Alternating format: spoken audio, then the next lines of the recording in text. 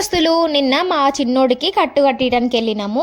ఇంక కట్టు అయితే కట్టించినాము. ఇంక వెళ్ళే టైంకి బండి పంక్చర్ అయింది మద్దల దారిలో. ఇంకా నయ్యం సరే అని రోడ్డు మీద నడుచుకుంటూ వెళ్ళినాము. లోపల ఉందంట బండి పంక్చర్ది. మళ్ళీ రైల్వే ట్రాక్ దాటి వెళ్ళినాము ఊర్లకైతే. ఇంకా అక్కడికైతే వెళ్ళి రిపేర్ అయితే చేయించినాము. మా ఆయనకి ఈ రోజు అసలు డే బాగాలేనట్టుంది. పాపం ఫస్ట్ కాలికి దెబ్బ తాకింది. తర్వాత వెళ్తుంటే మధ్యలో పంక్చర్ అయింది.